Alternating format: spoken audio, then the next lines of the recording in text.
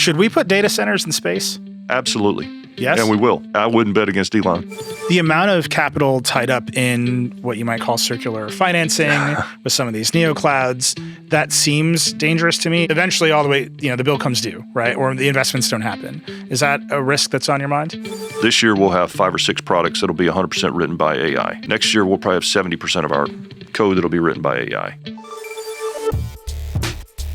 Hello and welcome to Decoder. I'm Nilay Patel, editor-in-chief of The Verge, and Decoder is my show about big ideas and other problems. Today I'm talking with Chuck Robbins, the CEO of Cisco. Cisco is one of those big companies that everyone has heard of, but most of us don't have to interact with very much. This is not really a consumer brand. But all of us are in some way using Cisco's products and services every day, because Cisco makes a huge amount of networking equipment for other big companies like telecoms and ISPs. It's a luck that somewhere between me recording this and you watching it, that the bits have passed through Cisco's products. Without the actual routers and switches and silicon and the software to make those things work, there's no internet, there's no cloud, and there's no AI. That's Cisco's big new business, of course, building all of the networking needed inside all of the data centers that the AI companies are trying to build. One of my favorite things to do on Decoder is bring big companies that are kind of hidden in plain sight out into the open. Cisco is a perfect example. Chuck has made some big bets around chip investments and positioning Cisco on what he calls the leading edge, but not the bleeding edge. That's really fascinating when you think about the kind of infrastructure that he sells to companies all over the world. These companies are dealing with an increasingly fractured global landscape, and those companies and their governments are asking big questions about who owns data, where it can be stored, whether the internet in all those countries should have independent kill switches. Those are all important questions that are being asked every day, and they don't have easy answers. You'll hear Chuck really dive into how complicated it is, keeping the world connected in the deeply weird reality of 2026. Okay, Cisco CEO Chuck Robbins. Here we go. Chuck Robbins, you're the CEO of Cisco. Welcome to Decoder. It's great to be here. Thank you. I'm excited that you're here in person. I have a lot of questions for you. It seems like a very complicated time to run an infrastructure company, which is fundamentally what Cisco is, especially an infrastructure company for global infrastructure. Like the internet's a global network, and that seems under a lot of pressure from a lot of different directions. So I want to get into a lot of things with you. But I actually want to start with just a question I've been dying to ask you. Ever since we scheduled this interview, I thought finally I can ask this question and someone will be able to tell me the answer. Should we put data centers in space? Absolutely. Yes? And we will. You think so? Yeah, I think so. You're right now we're dealing with lots of power constraints, and up there you don't have that. And if you think about the people who are talking about putting data centers in space, I wouldn't doubt them. So the Elon. Yeah, and there's a lot of stuff we're working on right now. We're thinking through relative to what we need to do to our portfolio to make it work properly in the conditions that might exist up there. But no, I think we're going to see it. Elon's plan, he recently filed for approval for this plan, is to launch 1 million satellites, part of a constellation. Obviously, he's launched constellations before. You mentioning power, that's obviously solar. Yep. Can't we just do solar power here on Earth? Is that not a possibility? Well, I think up there you have unlimited, unimpeded. Sure. And so it's just easier. You don't have to deal with a lot of the challenges that where people don't want these data centers in their communities or near them. So that's obviously off the table. I think it solves a lot of problems. There's a lot of challenges figuring out how to make it all happen. Yeah. But given his history, I wouldn't doubt him. And we're going to prepare to have our technology ready. What does that preparation look like for you? Well, it's the very early stages right now. Our teams came to me literally, I think it was about 2 or 3 months ago. My head of product came and said, we really have to be prepared for data centers in space. And I looked at him like he was crazy. We don't even know everything we need to do yet, but we're in the early stages of just making sure the atmospheric issues, the temperatures, all those things will have to be taken into consideration. But at some level, we don't have to deal with all the cooling and things of that nature, which add a lot of weight to the product because you first start thinking about how do we get them up there. So there's a lot of things that our team's thinking through right now. What does that networking stack look like for you? Do you have to invent a whole bunch of new stuff? Is it the same stuff in it without as many cooling loads or with less energy I think it's needs? generally the same with perhaps different interfaces for different satellite technology, things like that, but it shouldn't be too dissimilar. Do you want to be on the bleeding edge of that, or you wait and see if Elon can prove it out? No, I'd like to be on the front, the leading edge. How about we say that? Makes sense. Maybe not bleed, but let's lead. What does that investment look like for you? Are you going to stand up a team? The teams that currently build our data centers are the logical ones to actually do this analysis, and I think that's what's happening right now. The cooling piece of it, for example, to me seems challenging in a lot of ways, right? You have to move the heat out of the products.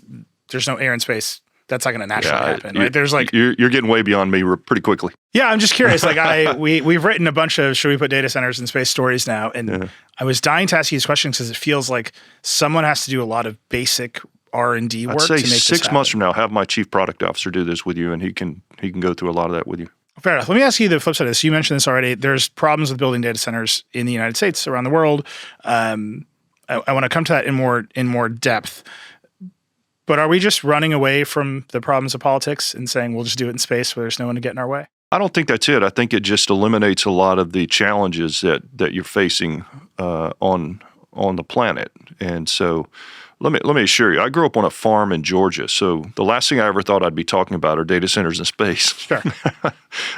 and even 5 years ago, I wouldn't have thought I'd be talking about it. But if you think about a lot of the dynamics we're dealing with, I don't think it's politics so much as it is a lot of the physical limitations, the community. There is an aspect where a lot of the people in the communities don't want these things in their backyards, and I get that. Sam Altman is one who says immediately, I don't think they should be in their backyards. We got enough rural areas in this country where we ought to be able to put these things. Sam Altman also notably says data centers in space is a pipe dream. So who are you going to? Who you got? Yeah, I wouldn't bet against Elon. All right, fair enough. Let's talk about Cisco for a second. Cisco you've been CEO for 11 years. You've been there for almost 30, I want to say.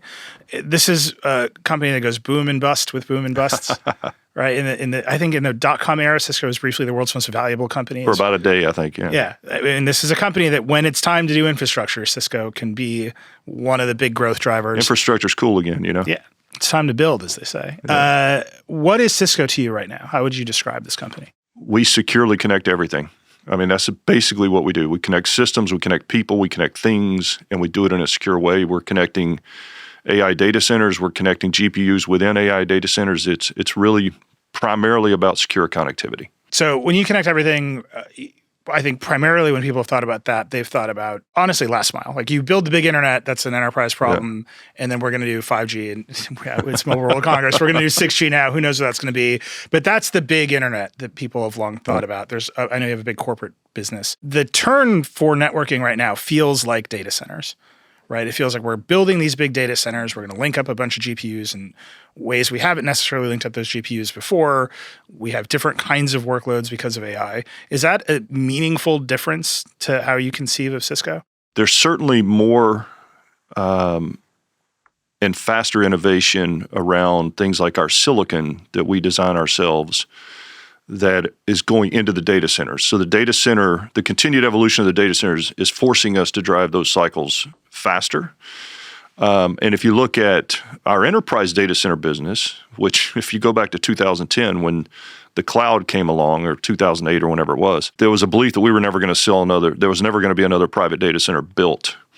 And if you look at the last 8 quarters, I think we've had 6 of the 8, we've had double-digit growth in our enterprise data center networking business. And we had high single digits in the other 2 quarters. So we see that business growing at the same time that if you go back 5 or 6 years, we had relatively zero business from the big hyperscalers.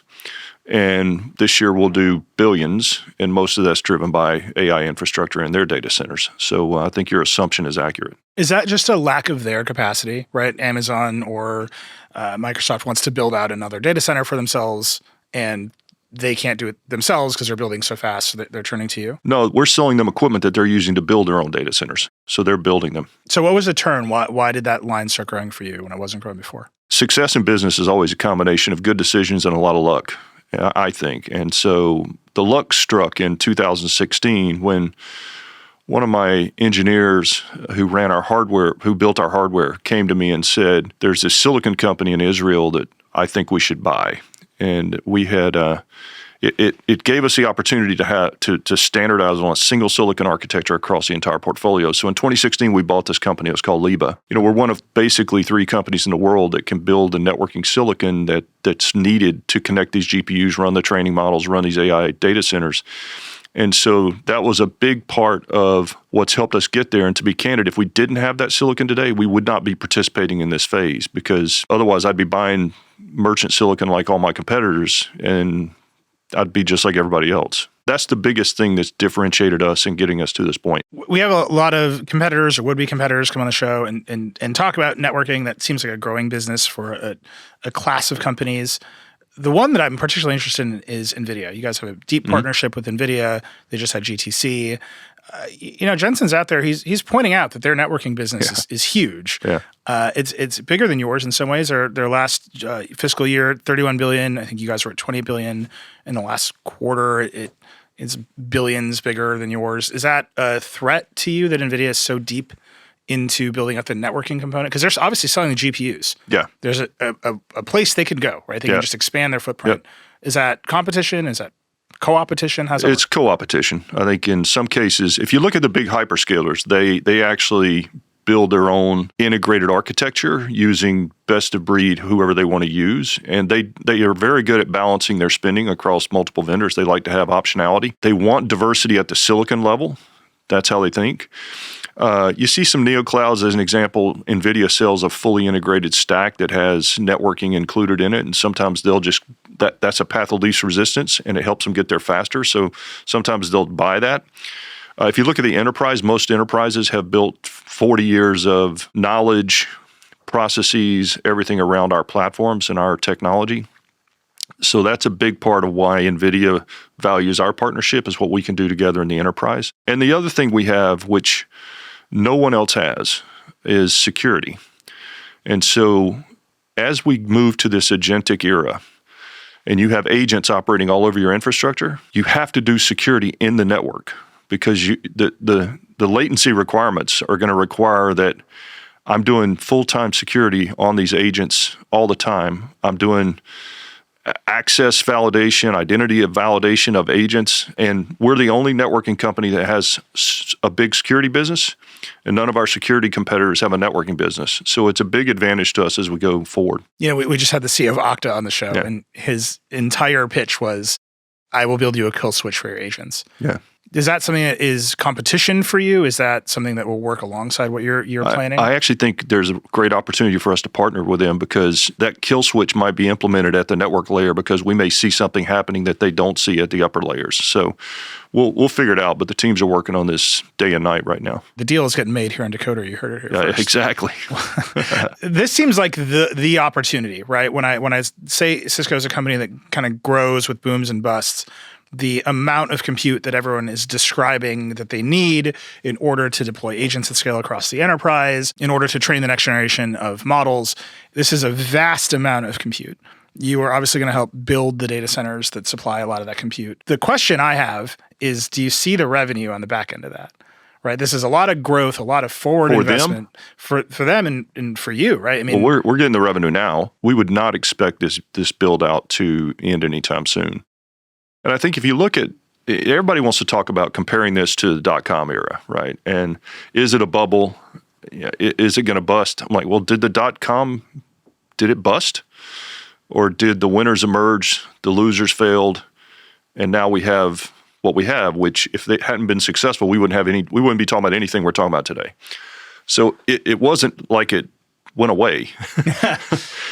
People lost money, but the winners emerged. And I think you're going to see the same thing here. The difference is, in a lot of cases, the companies that are spending so much money on this infrastructure view it as an existential issue for their survival.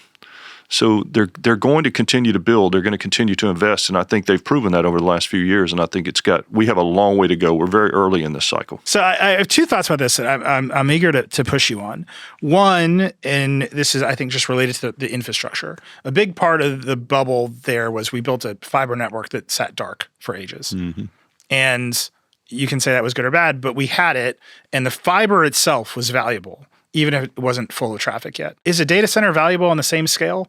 Or if you build a data center and there's not the consumer workload to run it, 20 years from now, you can't just show up and plug into the fiber the way that you could. Yeah, I think that the difference is that unlike that fiber, these data centers are being used day one at full capacity. Sure. And in our world, it's about the networking connectivity, but it's also like optics. We haven't talked about optics, but we made some strategic acquisitions in optics, which has also just been a big deal for us. Because at some point, you're not going to be able to get the packets off the processor over copper because the speed's just too great. And so us having both those technologies in-house is also another benefit for us as we look to the future. The other question about the comparison to the dot-com era that I've been really thinking about is less dot-com and more mobile. But if you look at the promise of the dot-com era, it was, we're going to take the economy and we're going to move it onto the internet, right? Broadly, where you're going to buy you're going to buy your pet food online, and like maybe you weren't going to buy it on a Dell desktop PC. It actually happened when we got to mobile, right? We just moved the economy onto the internet. Everyone's doing e-com, and it turns out buying pet food from Amazon on a computer totally works when that computer is a phone. And then Apple and Google get to extract rent from everybody for all their purchases and games. And like, we have an economy that works that way. The promise of AI is we're going to do it again, right? We're going to move the economy a third time to a next paradigm in computing. What's the evidence you see that is happening or will happen at the scale necessary to support this investment? Well, if you look at just some of the early agentic platforms, you heard Jensen this week talking about OpenClaw. If you just look at the early promise of what that can do for you, I think you're going to see that it's going to automate a lot. It's going to make your whole purchasing process different. I just reflect back on 2007 when the iPhone came out. None of us had any clue what we'd be doing with that phone today. None of us. I mean, maybe there's some people somewhere who were such visionaries, they saw it coming. But the application portfolio that we have today is much broader than we ever thought it would be. And I think you're going to see the same thing emerge around AI. We don't know what all is going to come. We have ideas about things that we think will happen, but we don't know everything that's going to happen. And I mean, this stuff's changing so fast. You know, I talked to Kevin at OpenAI, and Kevin Will, and he's like, we'd sit down and have meetings about what are we going to do the next 2 months, and then 3 weeks later we throw it out and start over again because everything's changing so quickly. And I think that's the way we're going to all have to operate, which is going to be very uncomfortable for a lot of people. Is that changing the way that you're selling your products to build this capacity? Because if you don't know what the capacity is for, it must change how it's being built. Well, it's changing a lot in how we design silicon. These customers are so big that they're a market of one. So we have unique requirements coming from an individual company, which we haven't had to deal with in the past. We built general purpose silicon, we sold it to everybody, and it worked. So you have different applications, different use cases, different customers that are leading us to have to move faster and build more variants of some of this technology than we would have in the past. That's right up against the insatiable demand of other silicon providers, right? There's a capacity crunch for chips. There's a capacity crunch for RAM. How is that working for you? Are you able to get the flexibility you need? When you look at fab capacity, we could use more, but the world could use more. Everybody, I don't think you get anybody on here who builds chips that wouldn't say I'd love to have more capacity. Same thing for memory. We're in a crunch for probably 18 months, something like that. We're doing everything we can to try to secure what we need, and we feel pretty good about where we are right now. But we'll see how the demand plays out over the next year and a half. It occurs to me, just talking to people about RAM margins, I talked to consumer laptop vendors who say there might not be consumer laptops this year, right? Like it might just be priced out. Yeah. Just to put a stick of memory in a cheap laptop, yep. You might just never be able to cover the cost. We might just be out. I talked to the CEO of Razer, which makes gaming laptops with lots of fun lights. He's like, week to week, I don't know what the margin on that product will be. You've got to build a big piece of the infrastructure puzzle. The GPU is useless without the networking.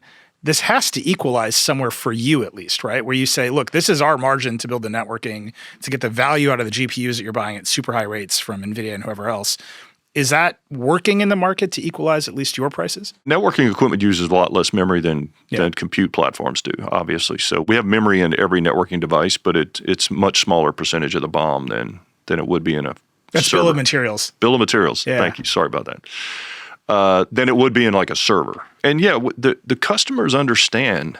And what I keep trying to explain to them is the price increase are happening upstream from us. You know, we're just an absorber of the price increase, and we're having to do more frequent price increases than we have, and we're having to change our terms to deal with the same thing that your other guests talked about, which is the dynamic nature of the pricing that we see right now in the memory space. But when you go to the large hyperscalers, I said earlier, it's existential. What we've just adopted with them is more of just a transparent model that says, here's what we need, here's how it works, here's our pricing.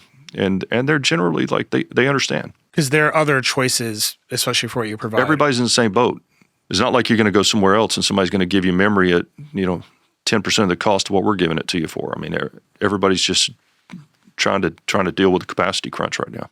I think this brings me to the Decoder questions, because my next set of questions after this are really how you're handling this sort of interlocking set of complicated puzzle pieces. Tell me how Cisco is structured right now. How's the company work? How big is the company and how's it organized? We're 85,000 people plus some contractors, but and we're structured functionally like most companies.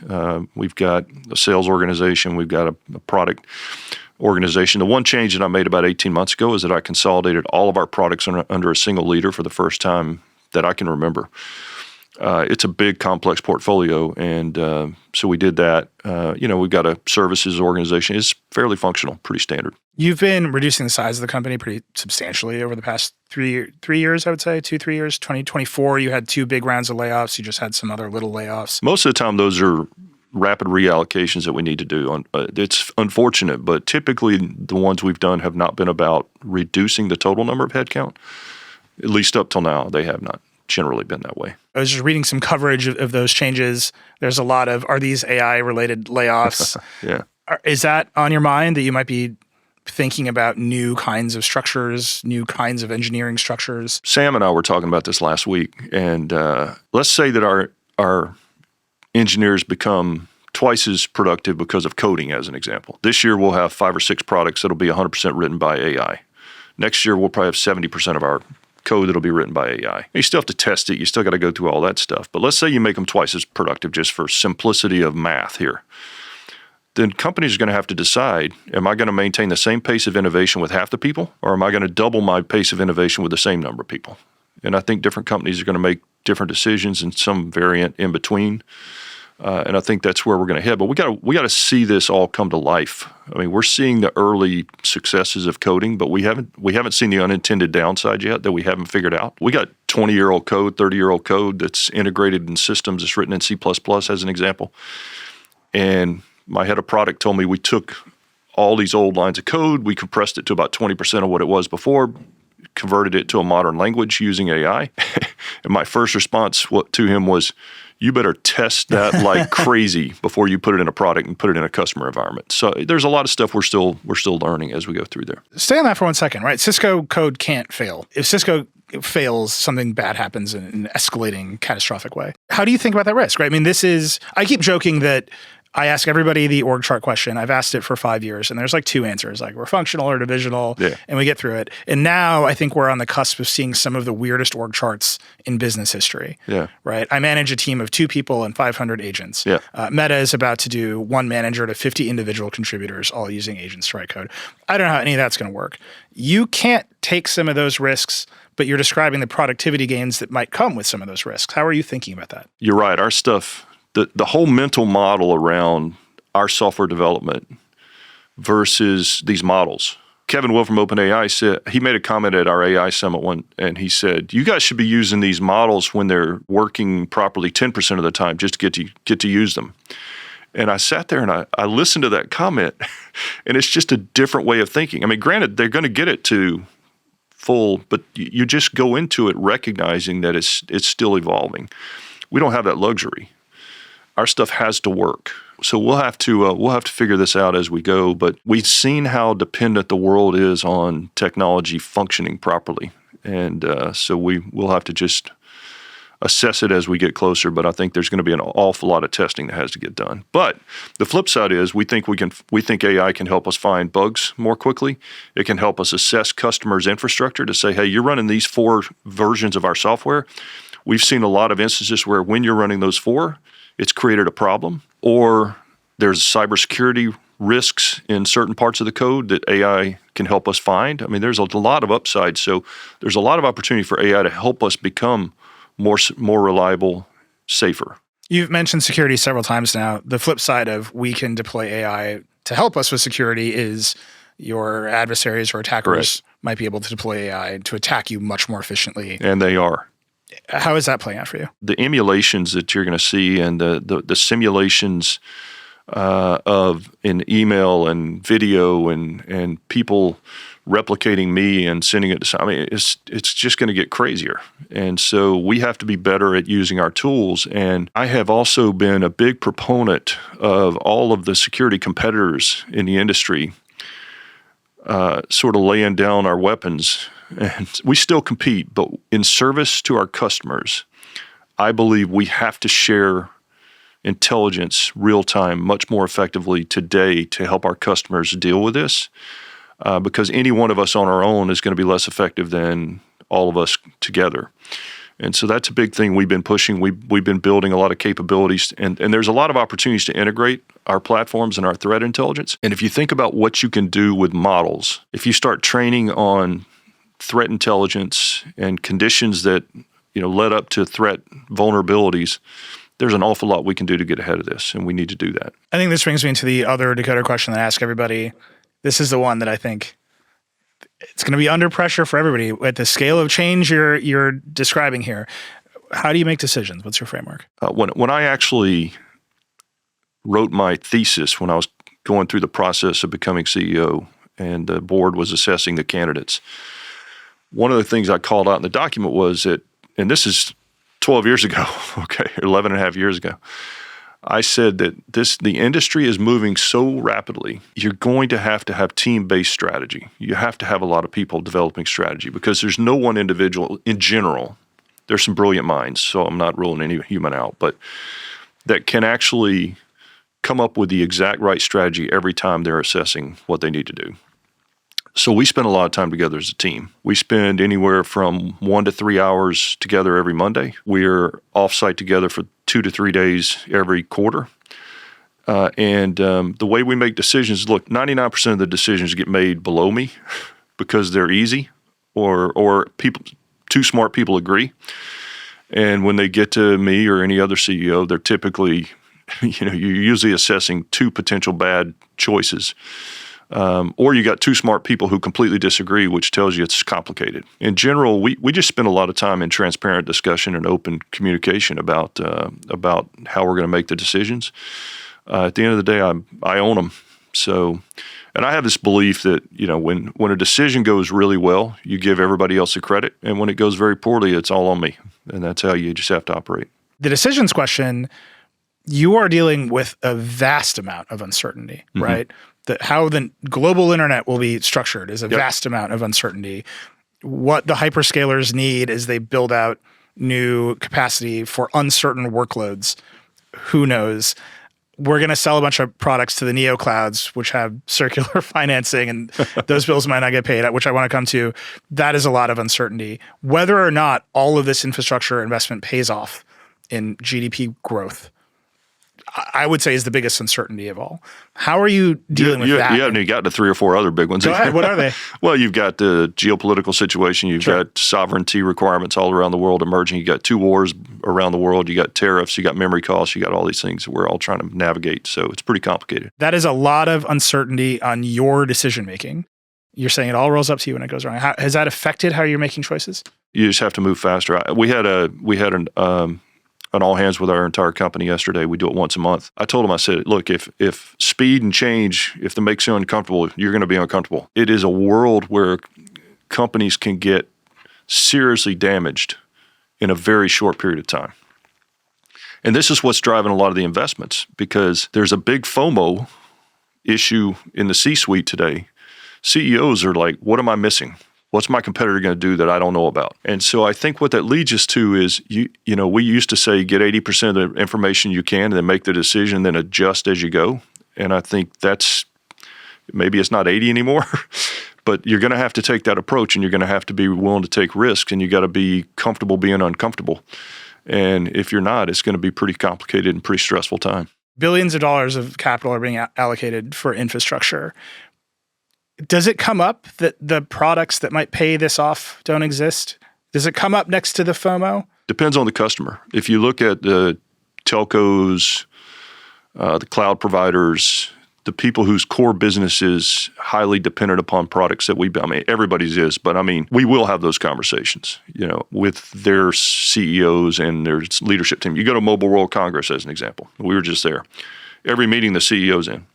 from some of those carriers and service providers. So they care.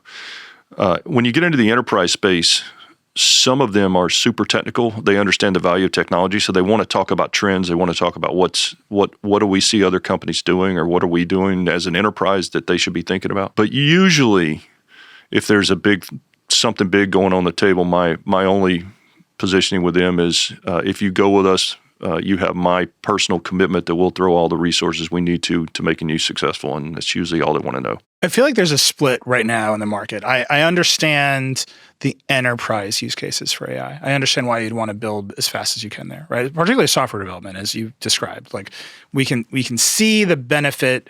We talk to developers all the time here at The Verge. They're like, our entire jobs are different. Like the world has changed. The market has cracked open. Something is going to happen there. And then you downstream of that, you can see, okay, well, we hired a bunch of engineers to build us business process automation. Now maybe we get way more value out of those engineers. We get way more automation. There's something in the enterprise that's going to happen with AI for sure. that feels like I understand the value. Do you see any consumer applications of that scale beyond just, I'm going to tell the Alexa to buy me shoes and then it's going to... Because quite honestly, I don't yet, apart from Google search got a lot weirder in the past 2 years.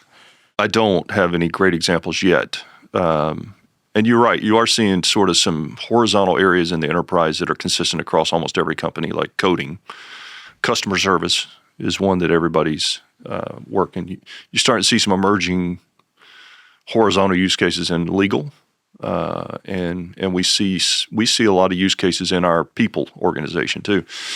And I think those are pretty standard. Everybody's at least aware of those opportunities. People are at different stages on the journey, but yeah, I'm not the consumer expert by any stretch. We're pure B2B, so that's where I spend all my time. I think this relates to why I started out by asking about data centers in space. And I've heard Sundar Pichai say variations of this idea. Without the big consumer application that everybody understands and sees the benefit, putting the data center in the backyard is becoming an increasingly harder sell. Yeah. Right? The power requirements, the water requirements, which I know are controversial and often argued about, but just the energy and resources requirements of the data centers are making the data centers unpopular. I don't think it's all that. I don't think the environmental argument historically wins in America. Like, I drive a V8 Mustang. I'm going to keep driving that car. Like, we have an EV that's parked right next to it, but those cars are popular for reasons, right? Yep. Fast fashion, enormous environmental impact. Yep. People like it. Yep. There's not an AI product for consumers that they like so much that just transcends the objections they can reach for. We're seeing it play out in really weird ways. Like in bipartisan ways, people are pushing back against the data centers. Mm-hmm. Are you going to be able to hit your goals if data center construction slows? And is there a way to overcome those goals without the great consumer product? I think there is. Look, we've been the most innovative country on the planet for a very long time, and that's not going to change. And some of the smartest people in the world are actually trying to solve these problems, and they will. By the way, I think if you give some of those residents the greatest AI tools on their phone that they've ever seen in their lives, they still don't want the data center in their backyard. Really? I don't think they're going to say, "Oh, this is great, so I'll go ahead and drive my energy costs through the roof and I'll be okay." You know, we saw a little bit of this with 5G. They didn't want radio towers. You remember that whole thing? Oh, I remember. This is that at a much greater scale, but I think we'll figure it out. So the 5G comparison is really interesting. I know you just came back from Mobile World Congress, where we are going to 6G now. 6G's coming. Yeah. AI has the same problem, right? You can't describe what it's for in a way that might overcome the objection.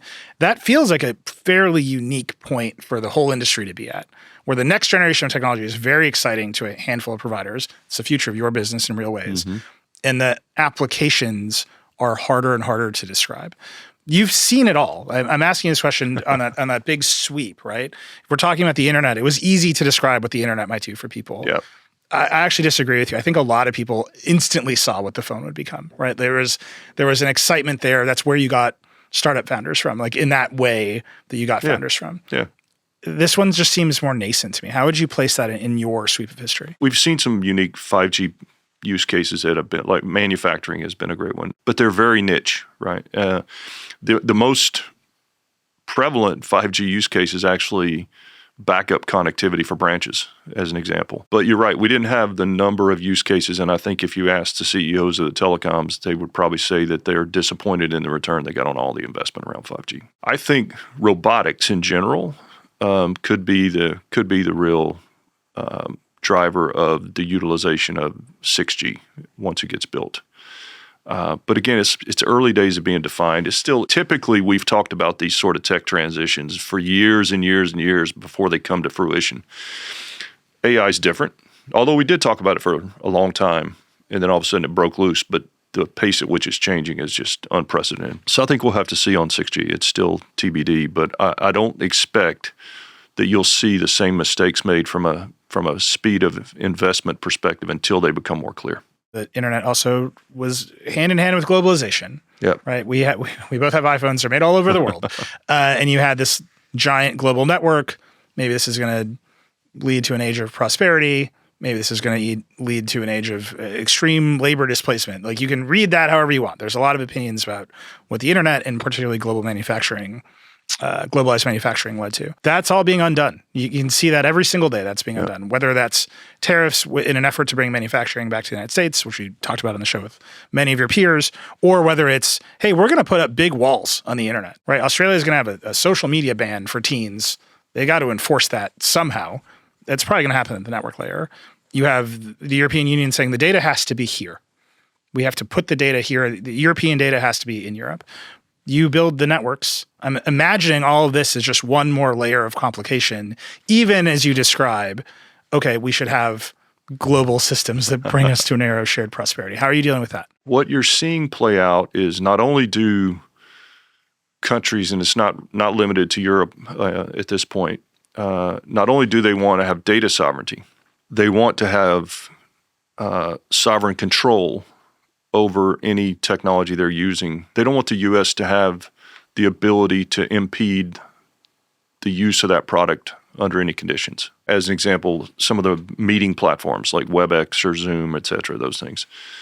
They don't want any other country, and I'll say the U.S., but any other country to have the ability to cut off their access to use these platforms if they were going to invest and use them for critical reasons in other countries. In many cases, they would prefer to have, let's use Europe as an example, European companies that build the technology that they use in their infrastructure. In many cases, they don't have that capacity at scale. And so then they have to go default to, who are the companies that I trust? And trust becomes such a big, it's a big discussion obviously around AI, but it is really a big deal. And so for us, as an example, every country we operate in, we have always tried to be good citizens, good members of the community. We've had education programs where we've been training on digital skills around the world for 25 years, 30 years. Last year alone, we had 5 million learners go through one of these programs around the world. And so that trust element's going to become very important. The technology is one thing. You have to build technology that can be deployed the way they want it to be deployed. And then that you have to have a very high degree of trust. Is this changing how you're architecting some of your products? It is. What are some specifics? Well, you'd love if you have a cloud solution. Historically, what you would do, and a lot of companies were built this way, you build global instances and you partition it and you sell it off to different customers. If you go to Germany, as an example, and Germany says, I want to have my version of that running in my country, it's architecturally different than how you might have designed it to begin with. So we're now designing a lot of those control systems or those cloud-oriented systems so that they can be structured in a way where they can run in a country alone, and we don't think about building global instances anymore. This is like a very different way of building the internet, right? Like, it just isn't the thing. Like, my first experience with the internet was watching the coffee pot at the University of England, right? Like, this was the promise when I was like a kid watching like a 1 frame a minute live stream of a coffee pot, being like, I can go there. And now we're like, this thing happens. You watch live streams of coffee pots for real? Do you remember this? Like 1994, this is like the first video feed on the internet was a coffee pot in Cambridge. Oh, yeah. It's like blew my mind when I was a kid. Yeah. This is like, in some ways, it's more than ever. Right, you can watch live streams of all the coffee pots ever if you want to. And in some ways, this is just closing down. Right, every country is saying our citizens are here. We're going to manage what they do. Their lives are on the internet. So we are going to control the internet in our country, and that's happening all over the place in all kinds of different ways. It's honestly happening state to state. Like the internet in California looks different than the internet in Texas today. You're the networking provider for many of these countries, for many of these companies. When you think about the sweep of what the internet might look like, when you think about the amount of compute that's happening in a data center as opposed to happening locally on my laptop, right, which is always a kind of dance. What does the internet in the next 5 years look like to you? Well, it's going to be more fragmented for sure. I think you are going to see lots of you're seeing the cloud providers build in regions in certain places, and they're having to re-architect to think about this. For most of the functionality that we use the internet for today, I'm not sure it's going to change much, to be honest. There are going to be controls that are going to exist, but I don't think it's going to change the core normal operating functionality of how it works today. They'll be there in the case of an issue or an emergency. Now, where you store data and all those kinds of things, that's not the network's issue. So how that plays out is independent of what we would think about. But I think you get into times of crisis, and that's when you might see things happen differently. If you're a certain country and you get into a conflict and you want to isolate yourself from a communications perspective so that you can trust that your communication is clear, then maybe that creates short-term dynamics for your citizens. But I don't think on a normal day-to-day basis it's going to be that meaningfully different. I mean, we're seeing that right now. Like India shuts off the internet in Kashmir all the time. The Iranian internet is like on and off every day. Like, are those things that your customers are coming to you and saying, one level up, the government wants this capability of the network, can you help us build it? They are having those conversations around primarily not wanting to have a third party or another country disintermediate their capabilities through tech by having some control lever or kill switch or something of that nature. That's typically what they're talking about. How does that play into AI a bit, right? Like now we have these workloads built on networks that you're supplying, and you've got a bunch of agents doing stuff all day long, and you're saying we're going to be the security provider for it. At some point, does Donald Trump get to say, turn off the agents, it's getting out of control? Well, I think you have to think about security at an agent level like you do at an employee level, but on steroids. Yeah. It's going to be 5 to 10x more security that you'll need to apply. Maybe more. I'm just throwing numbers out. But I think we have to figure that out as we get going. But it's certainly going to introduce an entry point for bad actors to do things that you certainly wouldn't want them to be able to do. And we're learning, and everybody's working on this problem simultaneously right now. I feel like for most of this conversation, my assumption has been this is going to keep going. This is going to keep working, and the problems will be complicated, and everyone will work diligently and we'll solve them. And someone will invent the consumer product, and all of this will pay off. What if it doesn't? What if this bubble pops? What does that look like for you? There'll be lost, misplaced capital. There'll be companies that'll shut their doors. And then there'll be the winners will emerge and we'll build out at scale just like we saw the first wave. I would suspect that's what will happen. I think there's certainly going to be companies that are going to cease to exist. They're going to go away. That's what happens on any of these early things. You know, you take a risk. That's why the reward's so high. It's risk reward, and so it's just it's the nature of these massive transitions. And this is bigger than it's bigger and faster than anything we've ever seen. The amount of capital tied up in what you might call circular financing with some of these neoclouds, that seems dangerous to me. It seems like if I had to point it where things will get shaky first, it will be, well, we did a lot of forward investment, a lot of debt investment into neoclouds against workloads that themselves have not yet paid off. Eventually, all the way, the bill comes due, right? Or the investments don't happen. Is that a risk that's on your mind? It is, but not particularly for us. We're super conservative, and so we. I don't think I've heard instances where we've looked at some of the financials and have chosen not to do business with some of these folks. And I think every company's got to make their own decisions. We also have creative financing solutions that protect us that that we can work through, but we're not. We learned a lot in 2000. So the name neoclouds, are you in them or are you staying away from them? No, we're in some of them. Some of them want to use us. A lot of them want partnerships with us, honestly, because they want the enterprise access and they don't have a robust enterprise sales force, and they think that we can help them there. And so in many cases, we work together to figure that out. The other way I can see things maybe not get shaky, but change dramatically in the way that changes the sort of investment valence of the AI industry is if inference becomes more valuable than training, right? So far, all the emphasis has been we got to run these GPUs red hot to do training because the next version of the model will finally be capable enough to, I don't know, be your girlfriend. Like whatever it is that they think they're going to do. Like something about training has been the point. Yeah. We're going to build AGI. They don't want to say it, but they're saying it all the time. There's a chance that the models are good enough and it's actually just inference now. We're just going to run agents and Claude Code is big enough to actually meaningfully affect enterprise cost dynamics.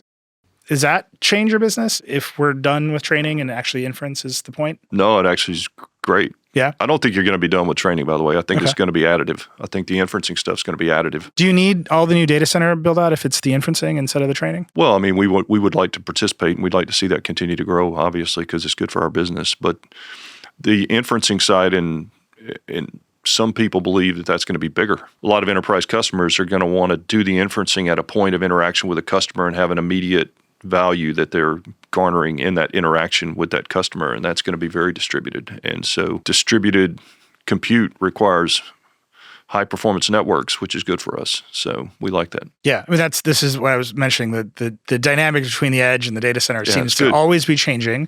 I think I saw some press releases out of NVIDIA's GTC about more compute coming to the edge of certain big network providers. Are you seeing that play out? Where we don't know where it's supposed to be, so where everyone's investing in both the edge and the data center? It's still early at the edge. I think everybody believes they're going to need it, and we're seeing certain applications where you're starting to see people pilot it. And I think this may be a good opportunity for the telecom providers. There's always been this thesis that edge compute was going to be a big benefit for them. That was the thesis of 5G. I went to I won't say the name. It was part of it, yeah. I went to a very long dinner with one of the major telecom providers, and they told me all about self-driving cars powered by edge networks. You could see this become something. There's discussions now of inferencing grids and dynamic routing of these inferencing requests based on everything from cost of power at a given time of day to capacity that's available. I mean, there's a lot of thinking about how this plays out, and I think it's still TBD, but it's coming. So I want to just bring this all back around. The business here is building data centers with people, right? With big customers. It's part of it. We also connect all the employees and everything else too. Oh, sure. I mean, do you want me to talk about WebEx for another hour? Because I have a lot of notes about WebEx. We can talk about anything you want. Apple uses WebEx. Does Tim Cook ever say, dude, can you just make the Mac client a little bit better? No, it's actually better than most others. Do you use it? I mean, I'm a journalist. I'm on calls with all these companies all the time. So WebEx comes up in my life. Okay, good. Well, I'm glad to hear that. I think I'm just telling you, find the person in the native I'm going to get one of my guys to get on the phone with you and make sure that we got to do it on the show, and we'll just go through a demo together. Okay, but you got to be there. I got to be there. Yeah. All right. we'll live do for notes you to be on a happy WebEx with call. WebEx. I'll do that. Every time an enterprise software CEO comes on the show, I'm like, do you use your product? And I would say it's a 50-50. I do all day long. You obviously do. All day long. But I was also a coder early in my life, so I'm a little weird. I've used Claude Code, so so you're in it. Yeah. All right, but I'm saying the growth of the business, the explosive growth that everyone's seeing is in AI, right? It's in building these new generation data centers, this new generation of compute. The problem, and I just keep circling around to it, is the people don't want those data centers near them. And I have yet to see the argument for why that should happen. In my mind, the argument is great consumer products, right? Like if you're like, that's where Netflix comes from, I think people will calm down. But that's not the argument we're making right now. There isn't a product like Netflix. That's where Netflix comes from. Like I think if you're like, Netflix is building a data center in your town, people are like, that rules. Like, yeah, it's going to be faster. Right? Is Tom Cruise going to be there? Like there's something there would be right there. You would have some emotional connection to the thing that's happening. We don't have that right now. Yeah. The pressure on not building these data centers is only going to go up, right? In weird ways. I think in Alabama, there's a state senator that proposed blocking solar build-outs as a way to reduce data center interest in his state. Like that's a weird outcome. What happens if we can't build more data centers? What happens if the public just doesn't buy in? We'll build them in space faster, I guess. This is why I started saying, are you just trying to escape the political problems of Earth? I don't think they're political problems. I think they're issues of utility and power and cooling and water and all those things. I mean, they're all interconnected. But I don't wake up every day and deal with this issue. But the people who do are very smart people. I think the thing that a consumer is going to be okay with is if you go in somewhere and you not only build a data center, but somehow you increase the utility capacity of that community, or you do something positive in that community beyond streaming Netflix faster, I think that's when they'll be okay with it. I don't think their concerns are around it being unsightly or anything like that. I think the issue is the concern over the inflationary pressure that it puts on utilities and the things that they need. I mean, I think one of the other, in my hometown of Racine, Wisconsin, there's supposed to be a Foxconn factory, and that never came to pass. And now it's going to be a Microsoft data center instead of 13,000 or 15,000 jobs, which is whatever Foxconn promised to that site. There's going to be like a couple thousand. So this is a lot of water, a lot of power, and then not the economic lift that you get. Mm-hmm. And then maybe the inflationary pressures on power or other utilities. As your customers are building out, are you working with them to reduce those pressures, to find ways to make the data centers more efficient? Well, our role is really around the power consumption of the platforms that we sell them. And that's a massive part of our innovation cycle. Every time we want to deliver higher performance, lower power consumption. And so that's the role that we play in that space. Well, Chuck, you've given us a lot of time. What's next for Cisco? What should we be looking out for? Look, it's hard to predict what's going to happen. I mean, we were, as I said earlier, we had a high degree of luck with the optics investments and the silicon investments that we made. We had some smart people who were suggesting that we make them, but they've turned out to be magical for us right now. I think for the next 3 to 5 years, we're going to be spending every ounce of our energy on secure connectivity in this agentic era. But I mean, 3 years from now, I don't know what we'll need to do because things are changing so quickly, but I think we're as prepared as we can be. Well, we're going to have you back sooner than 3 years to see whatever you say. I got to come back and do WebEx with you, apparently. Chuck, thank you so much for being on Decoder, man. Thanks, man. I'd like to thank Chuck Robbins for taking the time to join Decoder, and thank you for listening. I hope you enjoyed it. If you'd like to let us know what you thought about this episode or really anything else at all, drop us a line. You can email us at decoder@theverge.com. We really do read all the emails. Or you can hit me up directly on Threads or Blue Sky. If you like Decoder, please share it with your friends and subscribe wherever you get your podcasts. Decoder is a production of The Verge and part of the Vox Media Podcast Network. We'll see you next time.